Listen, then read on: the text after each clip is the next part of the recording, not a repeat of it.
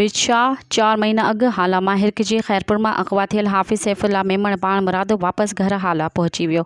हाफ़िज़ सैफ़ुल्ला मेमण के घर पहुचण ते वारसनि में ख़ुशीअ जी लहर छायल। घर भातियुनि पारां मिठाई विरहाई वई। जद धाड़िलनि जे चंबे में आज़ाद थी घर पहुचण ते ख़ुशीअ में हाफ़िज़ सैफ़ुल्ला मेमण जी पीटसन माउ, घरवारी ऐं भेणुनि बनफल शुक्राने जा अदा कया। धाड़िलनि जे चंबे में आज़ाद थी हाला पहुतल मुख़वी हाफ़िज़ सैफ़ुल्ला मेमण के DSP हाला वसीम मुमताज़ कलवड़, SHO हाला ठारो खान भट्टी ऐं PFU जे वर्करनि मटियारी जे सदर अब्दुल गफ़ूर मेमण ऐं शहरियुनि खे मुबारक ॾींदे गुलनि जा हार पाराया विया।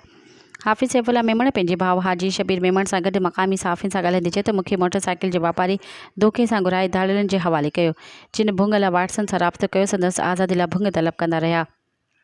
उन ॿुधायो त दरिया में पाणी जी चाढ़ सबबि धाड़ियल ॿेड़ीअ ज़रिए पनो आकिल पहुचायूं, अखियुनि ते पटी ॿधी रोड ते छॾे विया। जितां रोड ते पहुचण बाद बस में सवार थी बग़ैर भुङ जे वापसि पंहिंजे घर हाला पहुचण ते हिते पहुतो आहियां।